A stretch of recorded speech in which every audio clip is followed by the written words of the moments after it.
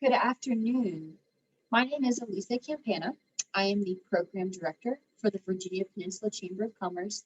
Thank you so much for joining us today for Workplace Culture in Today's Pandemic World.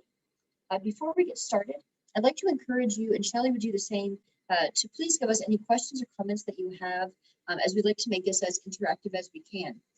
Please direct all questions and comments that you'd like to be addressed to the Q&A section. I'd like to go ahead and greet Shelley Smith. Shelley is the CEO of Premier Rapport, Inc. She's also a best-selling author and consultant. Her reputation over the past 35 years has earned her the title of Creator of the Culture Inquiries in businesses all along the East Coast and beyond. Without any further ado, Shelley, thank you so much for being here today. Thank you. I appreciate being here, and for those of you in attendance, and let me go ahead and just a quick hello to everybody. It's always still so odd not to see everybody in person or on the screen. So just a quick hello, and then I'm going to go ahead and stop my video and share my screen. I'll look forward to your questions and interactions.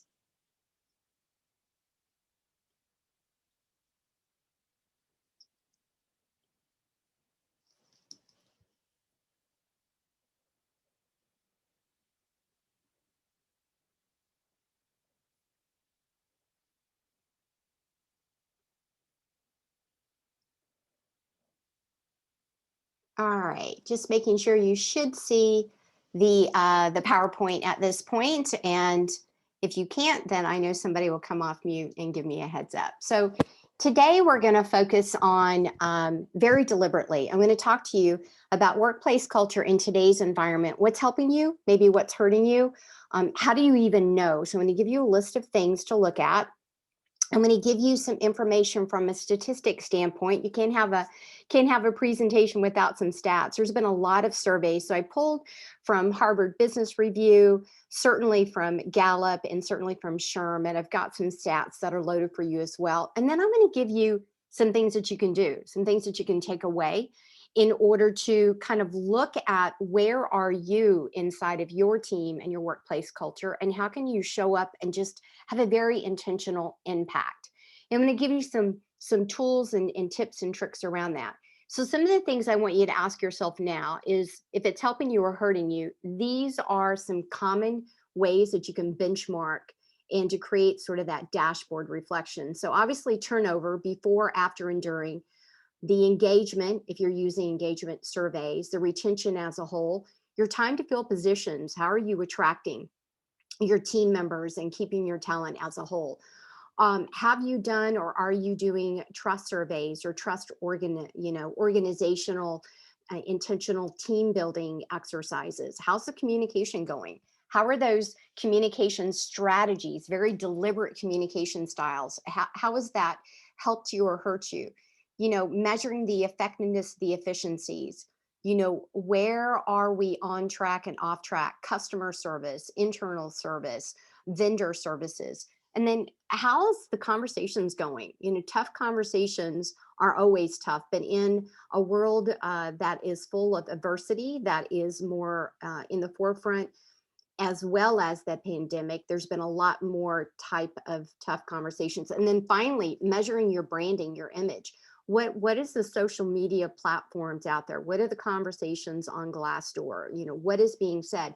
So these are ways that you can dial in to figure out if where you are in your workplace culture now is either helping you or hurting you, and how you shifted inside of this new world order, this pandemic. So pre-pandemic, when we talked about workplace culture and doing shifts, we really talk about it in a very slow, methodical, deliberate way. Well, if we go back a year from right now, maybe a couple of weeks from now, fast forward, our shifting and our intentionality of the workplace culture, whether you called it out or not, went into hyper speed.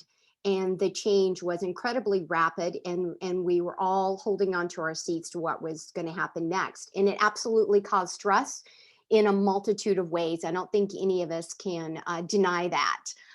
When we talk about our habits, The things that, whether you were an introvert, professed, or an extrovert, you have found the meaning that you had in your own daily routines, your own rituals, little things like how you left home, when you left home, how the commuting port of that. I even started a podcast pre-pandemic called Your Morning Commute. Well, obviously that's a little bit of an oxymoron now because we're not in our cars commuting as much as we were before.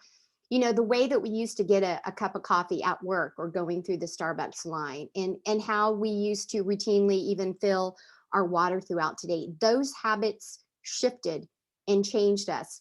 And a couple of things that we cannot deny is coming back to the human element. We are people first, humans first, and employees second.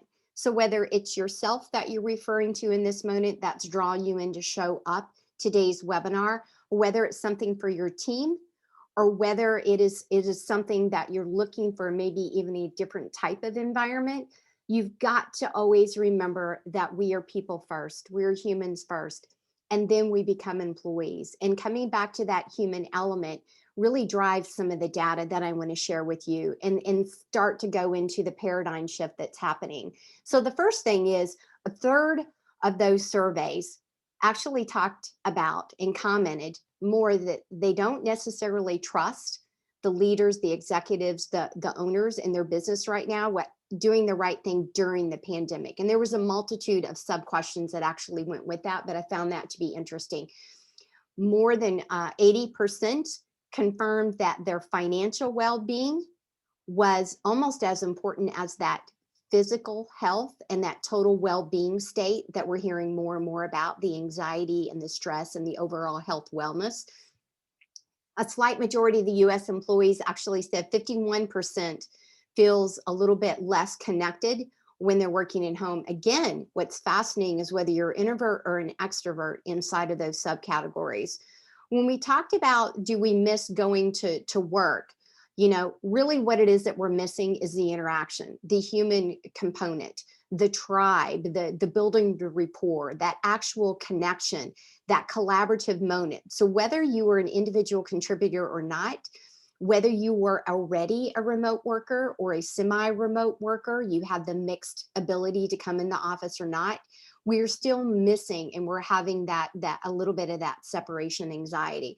This was interesting. Only 8% of those that live inside of the HR field actually said they're getting the right information in order to make better decisions. So I'm going to give you a couple of tools that, if that's relevant to you or your team, that can kind of amp up those best resources for you.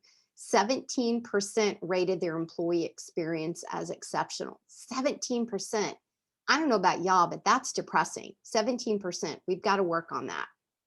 7 out of 10 full-time workers believe that COVID is actually going to accelerate the gender equity inside of the workplace culture, kind of level the playing field.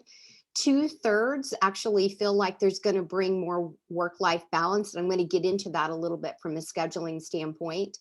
And then at the peak, this is interesting, and there has been article after article after article about this. Mothers with young children reducing their hours 4 to 5 times at a greater speed than fathers. As a result, that gender gap inside of the work hours has actually grown from 20 to 50%. That's a huge number, a huge impact. And then 75% of US adults are actually satisfied with the return to work plans. And I've kind of seen them. They're all over the board, the clients that I work with putting these together. So, feel free to put in the chat if your company has a work return policy or not, and what your thoughts are on that if you're comfortable. So this brings us to a paradigm shift. There's been a lot of them over the last 12 months, but we've got to find, and I'm going to be very deliberate in the webinar to talk about the good things and to bring the tools into the conversation and to have you analyze, where are you in defining your workplace culture? Where are you in shifting and bringing in the good and keeping the good, and then moving past things that maybe you don't want to bring in for a long-term shift for that. The other thing we have to recognize is that we're doing all of this at warp speed. We never thought we could do the things that we've done from remote working, and boom, we were able to do it within a 2-week time frame inside of that.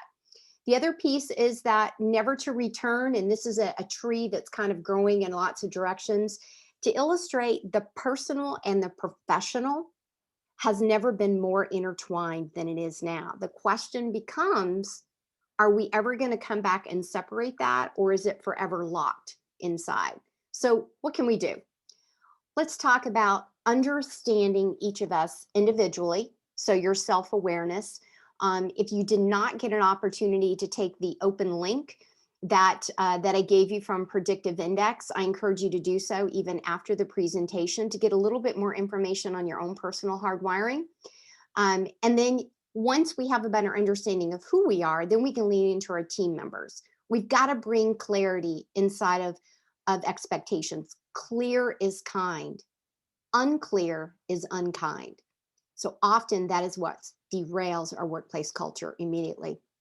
Having real conversations, transparent conversations, authentic conversations, making ourselves available, not hiding as leaders, answering those tough questions. And then finally, be deliberate.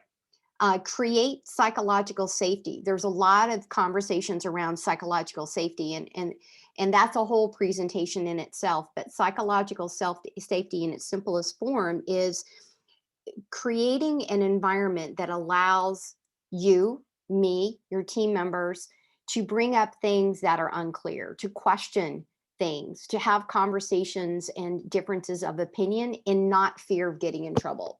In a nutshell, that's what I mean by that. So when we talk about culture, I'm really talking about not only the mission, the vision, the values. At the core is the culture piece, but I'm really talking about the inclusion of seen, valued, and heard.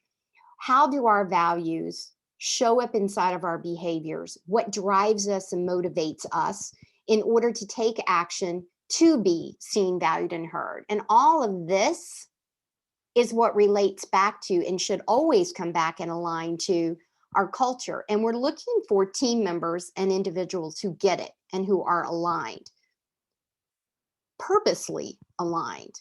And when we feel that individually, that is when we feel seen, valued, and heard. So let's talk about a few tools that we can bring to the table, because I want to make sure that this isn't a presentation that you get some data and information, some food for thought. I want you to have some things tangible to take away and continue the conversation back at your job, back inside of the walls of your team. One of the things I want to introduce to you is total talent optimization. This is language from Predictive Index, and it's framed in a completely different way. And I'm going to layer in the conversation of workplace culture.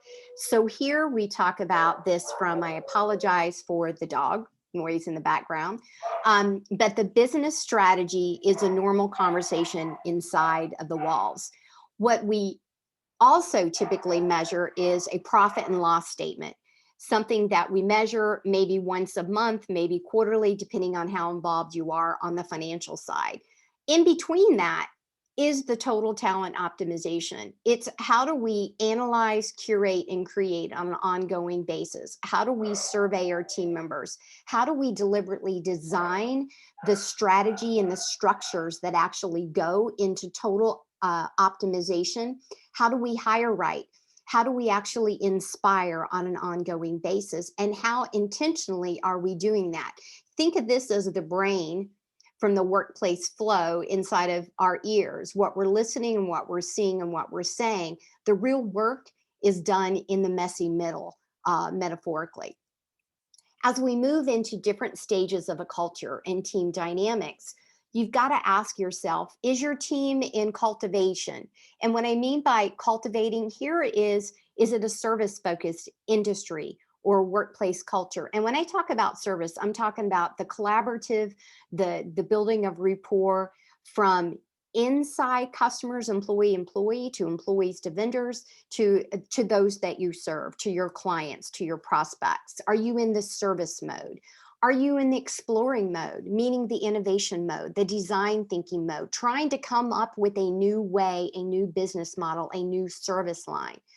Or is your culture in a stage of stabilization? one that's looking for maintaining what you've got and keeping it and remaining consistent? Or is it in producing mode?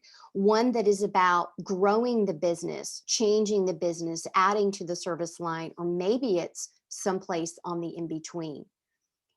As we take a deeper dive, one of the tools and the processes you need to think through is this is an example of understanding the innovation, the results, the dashboard inside of that process mode, the deliberate checklist flow routine back into the experience side. And if you layered in, if you had all of your team members inside of this example says that this particular team is a stabilizing mode. Well, a deeper dive is, what does that mean? And how do I know? But on top of that, when you're intentionally designing your workplace culture, we also have to know where you're going strategically. So it's not enough to say, this is my team, but this is the mode we're going in. And when you have this information and you ask these deliberate questions, now you understand where the blind spots are. Now you know where to take a deeper dive. Now you're able to succession plan, look at how you're interviewing and how you're cultivating and how you're deliberately training and developing your team members in a very deliberate way. So taking your personal drives, your team, your people, the human element, and then looking at your strategies, what kind of a team are you? And where are you going strategically? That leads us into a deeper desire to understand our behaviors. There are a lot of ways and a lot of assessments to do this. And I'm not here pushing predictive index. I'm here to bubble up the conversation about the intentionality of understanding why we do what we do. How do we behave the way we behave? If you understand and you're able to measure what drives us individually, then you can better predict the behavior and the motivation that goes with that. What I'm talking about in its simplest form is, how are we driven from a need of influence? Do we live in a high dominance, the need for the collaborative, or do we live in the more of the independent domain? So am I more I or we? When it comes to social and extroversion, am I more focused on the people side and people centrics, or more the task centric side? When it comes to the patience and the deliberacy of the checklist and the process, again, where is my focus on that scale? How am I motivated finally by the book and the rules? When you understand the differences between each of these pieces, you're able to better inspire.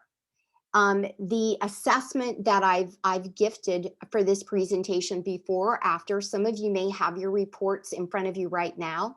And again, I invite you to take it and to do a follow-up call with you. I'm actually going to send you all of these reports so you actually get the report in a multitude of ways. What this helps you do is assess yourself. Where are you in your current role? How do you show up as, again, an individual contributor or as an ongoing team member and a leader? Where are your hits and misses? How do you need to pivot inside of today's pandemic world? What have you learned over the last 12 months, and how are you showing up differently? Are there any gaps between you and your team? How do you individually have to pivot, and how do you have to coach those around you to pivot? What is the future needs and wants? Again, going back to the type of team you have, are you in innovation mode? Are you at full capacity? Are you looking at services in a different way? Are you focused in process improvement in systems? What are your goals and how are you checking in? These are the things that help us inspire and strengthen when we have a greater understanding of our own hardwiring and our own behavioral needs. Then we can not just use the golden rule, but go to the platinum rule. How we motivate others has nothing to do with ourselves. We have to set ourselves on the shelf in order to go to another person's motivation needs. Let's switch gears for a second and talk about, so you know yourself, you know your team, you found some blind spots, you're looking at the needs inside of the workplace culture, the new environment, the ever-changing environment, and you've got some new hiring that you need to do. You've got some open positions. Well, when you understand the characteristics of a job that you're looking for. Metaphorically, I'm talking about that's your dartboard. You know your blind spots. You're intentionally looking at your workplace and culture, your opportunities, your strategies, and then you have an assessment that's getting the behavioral hardwiring and the cognitive. So now when you're bringing new people in and you're vetting those that are applying, you're matching the best fit into your dartboard assessment. The other thing I want you to ask yourselves as we go into the employee engagement side is understanding the type of structure and the phase that you're in now.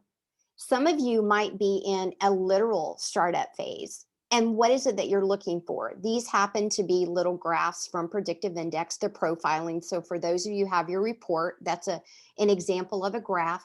But there are specific behaviors that are going to love these environments. So has your environment changed through the pandemic world that we're in? Have you gone a little bit back into a startup phase? Maybe you're looking at services in a different way. Maybe you have been blessed in this pandemic environment and the growth is going crazy wild. Well, you need to motivate your team and bring in new team members in a deliberate way. Or maybe you've been able to really settle in and you're focused on processes and systems. So depending on where you are, depends on the behavioral needs and the characteristics of the job themselves. Switching over, leading the conversation into the engagement piece in today's world is you've got to think about the employee empathy mapping. And I've got this served up in a couple of different ways for you here, which is going to lead into creating really culture playbooks. And that really defines visually and in written. So these are pictures, words, videos that you use for marketing from your, your brand, but also marketing from an awareness of what your products and services are and how you're attracting new employees from a recruitment standpoint. So, for those of you who may have an actual marketing background, this may sound familiar to you. It is empathy mapping from like you would do an avatar. And so here it is literally asking yourself from a behavioral standpoint, what is it that you think, that you feel, that you see, that you hear? What do you say? What do you do? How do you show up in a variety of ways inside of your workplace culture? The more clearly you define the values, going back a few slides, if we're a collaborative environment or an innovative environment, what is it that you see, that you say, that you feel, that you do, and how does that show up? And how clearly defined is it? How clearly defined is it? If you were to ask all of your team members, give me 3 ways to define the culture, is everybody going to define it the same way? And if they do, and you've got similar words, how would they further describe what right looks like around, again, collaboration, for example? So, here's a quick example of one of my clients who are starting to refine or define respect and create their playbook pages. They've used videos, words, posters, communication boards, you name it, to start to really define what right looks like when we talk about respect. It pulls it out and off of your walls, out of your handbooks, off of your website, and it makes it come alive. So are you deliberately matching your values to your mission, to your vision, to your culture statements, to your philosophies, and making it come alive for your team members? That's what I talk about when I talk about talent optimization. And this is absolutely what brings resiliency to your team and helps you be able to survive pandemics, helps you to survive individually and with your team adversity. Switching gears and kind of taking you into the final run here is I want to talk to you about employee engagement for the last few minutes. And I'm going to give you a couple of different ways to kind of measure yourself, see where you are, come back, figure out where you've got some great fits and possibly where some of your blind spots might be showing up. And I'm going to transition this pyramid that I've created around the workplace flow and the employee engagement flow. And we're going to talk about this deliberately from the disengaged all the way through the engaged. And these are 4 very deliberate slices that I've come up with and the research that I've done over, honestly, about 40 years of being in executive positions in very large companies, and then obviously owning my own over the last 12 years and working with individuals just like yourself here on the phone call. So let me give you a little bit more of a deeper dive into this, and I'm going to bring it home for you. If you're at the lowest stage here, the bottom, the disengaged, there's nothing wrong with that. And I just want to call out that there are more companies than not that find themselves in a bit of this dilemma. And most businesses start here. We kind of start to quantify our losses and we're feeling the pain.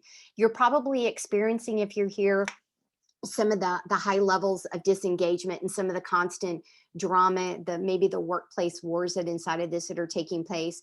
And maybe you're likely even underestimating the importance of workplace culture. I don't believe you are, because you're on this phone call today and you wanted to dive in to see what else is out there and how things can possibly shift for you.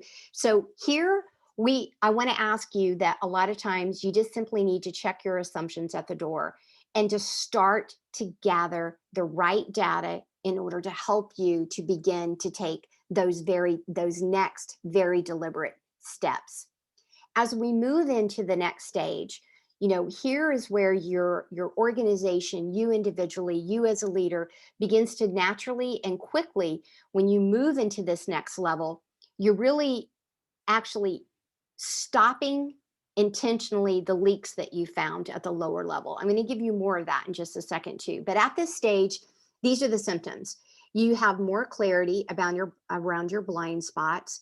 You know what's costing you from turnover, maybe the length that it takes to fill positions, maybe the loss of revenue, or hard to start up new service lines inside of your business, or errors and deficiencies. And you're starting to assume and you're starting to put some correlation between your culture and the employee engagement itself. And you also have now realized that you can't just offload this to HR, for example, that everybody owns this. This is a primary function of every manager and leader at every single level.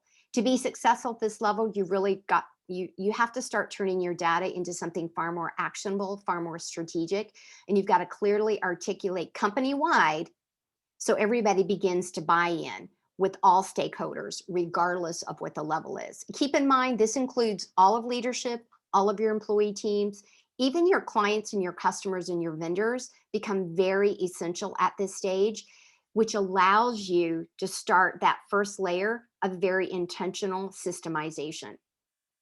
As we continue through into the align, this next level, this is where you really start to see an increased level of accountability. Again, individually as well as company-wide.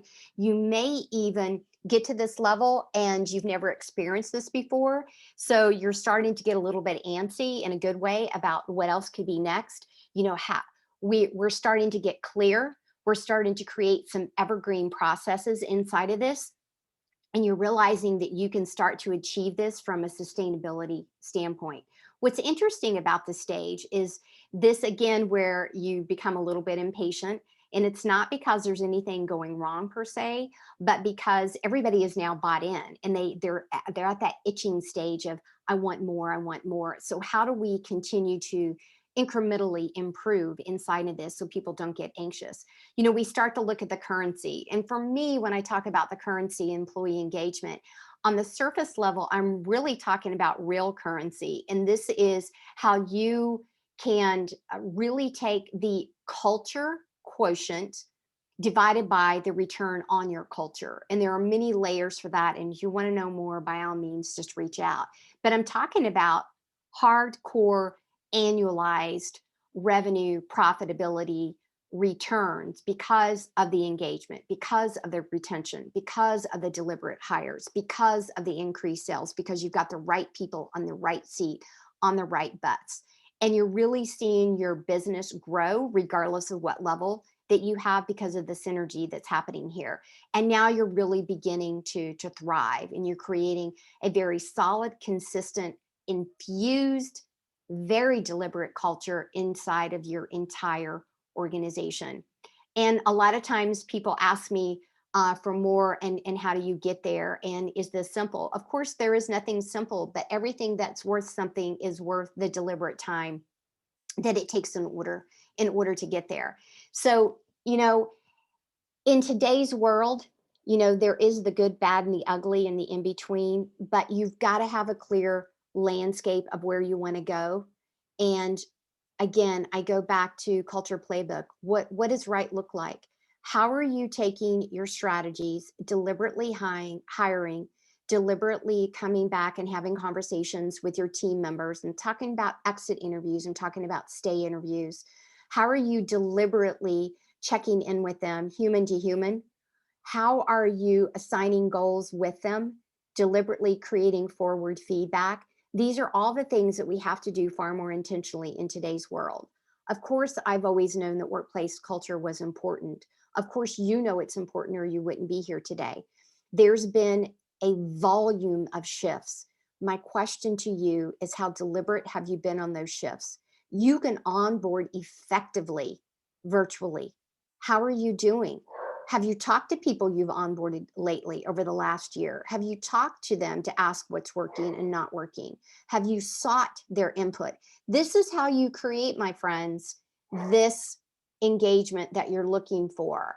And another way, and I'm going to kind of take this home in a couple of final slides, and then I'm going to see if you've got any questions. Workplace culture roadmap. I talked about this before in the analyze, curate, and create stage. And so here I want to take you through another deliberate way. If you're like, oh my gosh, Shelley, this is just too much information. So let me unpack it even a little bit further here. And let's go through these charts and talk about where are you. So you've got a bit of a starting point in order to get there, to get into that next stage. So first, we're going to start with the analyze. You've got to have a clear picture of where you are. I talked about the employee empathy mapping and the gap analysis piece and the intentions around that. So first is the employee mapping. You saw a deeper dive of that. What is it you're seeing? How do you quantify that? Again, from turnover, from surveys. I'm talking about statistical information here, because you've got to be clear on the dashboard where you're starting in order to see where the gaps are and where you already have a solid foundation of success. And then you're able to get started. And then you can, simple things like you might find yourself that you've got to go back to starting with why, a Simon Sinek, favorite. Real world leadership is understanding how to prioritize the why around the mission, vision, and values. And how is your culture aligned? Then you can get into the statistical side. So that could be your first stage. Is you're in analysis. You really need to stop and quantify where you are in order to empathize better with your employees. And again, what are they thinking? What are they feeling? What are they saying? What are they doing? What are you thinking, feeling, saying, and doing around your workplace culture? How are you showing up as a deliberate, courageous leader, having a different kind of conversation in today's world in order to create better statistics than we saw earlier from the survey that I gave to you inside of the data? As we move out of the analysis phase, now we're going to go into the curation phase of this. Maybe there's a struggle with what you've seen and to be true. Maybe you have all the data and you've been working very deliberately on the turnover. Maybe you're stuck and you realize that there's a process that's missing inside of there. Maybe it's that you've not been clear about the expectations. Maybe you need to create that culture playbook. In the curation stage, I'm talking about deliberately creating a process of forward feedback, deliberate, a process around your culture playbook, a process and deliberate, again, communication strategies around how do we align, who do we tell, when do we tell, how do we tell? How are individuals motivated while they're working remotely? What do we need to do differently to give them a checklist, to get them into a routine if that's what they need? How do we allow them to still innovate when they're sitting alone in their house, or they're one of few coming into the office, or you just sporadically see one another on a video call? How are we actually realigning and recreating and redefining what success looks like? So these are the numbers, the analysis. Now that we have it, what are we doing about it and processing it and painting a very clear picture of what success looks like? Again, clear is kind, unclear is not kind. And then finally, bringing it through, now we're ready to create. We're ready to create the depth of everything that we've learned. We're ready to make it more impactful, more purposeful, so people feel seen, valued, and heard. And we're going to create the sustainability that goes with that. How do we create confidence in the culture when everybody is saying and doing and believing and living and showing up, whether you are week one in your employment or you've been there for 20 years or someplace in between? Everybody has the same messaging. Everybody is working in the same flow. Everyone has that psychological safety to bring things up, to bubble things up. Is this a pandemic thing? I would venture to say this is always, by the way, all these things were created prior to the pandemic, but these are things that I've known to be true, again, for 40 years. Telling my age, I'm headed closer to 60 than I am to 50. So I've been around the block a few times, and these are things that I know to be true, regardless of size, regardless of age of company. You've got to go through the analysis in order to create and in order to get to the curation stage and the sustainability stage. This is what keeps, regardless of what generation is working for you, this is what keeps them in the game, is their ability to move around the organization in a different positions and to add value. This is what creates the confidence. This is what creates the sustainability. This is what attracts more high performers. This is absolutely what makes you more resilient. And we have seen anything through the pandemic is we've realized that resiliency is a key component, and the grit that goes along with it in order to sustain our business and to really not just manifest and wish that things would get better, but how do we get up again and shift what it is that we need to do on a daily basis? And I challenge you and I ask you, how deliberate are you around creating that roadmap? How are you showing up with your intentions, with your measurements, with your processes, with your performance, with your accountability, with your collaboration, with your timelines and tactics, and just how clear are you with those expectations? It's more relevant in this pandemic world because we are moving at lightning speed. Every day is a new day. We feel like we're getting slapped in the face, sometimes multiple times, but we've got to stop and be deliberate, and we've got to remain focused. I'm going to come back in my final comments here, and then I'll just show you some ways that you can get in contact with me if you want to have more information. But positivity as it relates to being a leader, and the grit you bring and the resiliency you bring is so key, you guys. How we show up, for those of you who are on the call today, this obviously matters to you or you wouldn't have been here. Check yourself first. How are you showing up?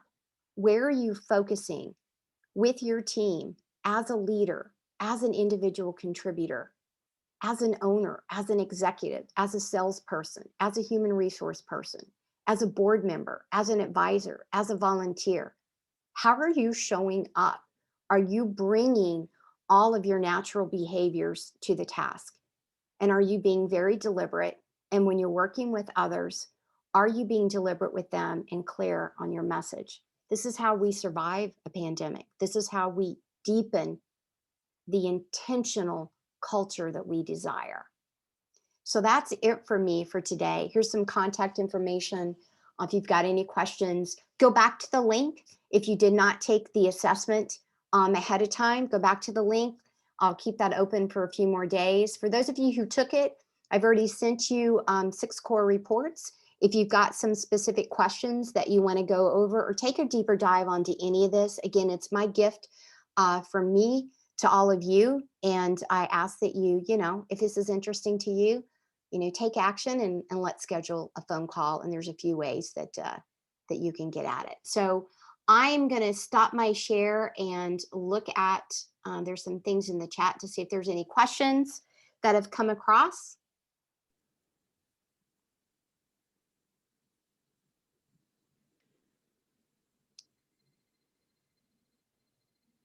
All right, hey everybody. Yes, if we'd encourage you guys, please, any questions, comments, tell us a little bit about your work culture. Love to hear about that in the Q&A section. Shelley, thank you so much for everything that you've shared. It's all inspirational, and everyone needs to hear this. Workplace culture is really where it all begins in my eyes, getting everyone on the same page. So thank you. Absolutely. It's what keeps us from job hopping and for searching for our purpose in life. I mean, we all want to show up and do fun things. So why not do that and make some money at it too? Amen. I totally agree. Do we have any questions for Shelley today? If not, or if there's something that you guys would like to speak with her about on a more personal, private level, we will be sharing that information so you can get in touch with her. All right, and we do have a question. What if your leadership is older and not willing to understand how important this process actually is? That's a great question. It's a great question. There's a couple of different angles that you can go at it. My first recommendation is put some meat to it. Put a business plan together. Use some stats that you have inside of your financial statements, inside of, if there's turnover, if there's retention problems, if there's branding, marketing, messaging problems inside of it, quantify it. Oftentimes when we're settled in our ways and what we think we know to be true, it's hard to shift our mindset, especially if we've been successful so far. So put some numbers to it would be my first comment to that, and put together a business plan. Get the numbers from people who are trusted. So if the leader, for example, if you get the information from the CFO, that is going to be give credibility when you do a presentation. When you talk about, if we want to reduce turnover, or if we want to attract a different type of talent, or if we want to grow this side of our business, or if we're going to start this new part of our business, what would we need to do differently? So bubble up and be curious in a non-threatening way to kind of bubble up the conversation and tiptoe into it and have some stats ready. That would be number one. Number two, I got to be honest. At the end of the day, sometimes we find that it's not the right fit, and that you may find that you get disengaged and you get frustrated. Only you can make that decision at the end of the day. But I do encourage you to be more courageous and curious first, to see how you can take a problem or an opportunity and to bubble it up with some solutions, and to see if they grab a hold of it in that way. Excellent, great question. Anyone else have anything they'd like Shelley to answer at this time?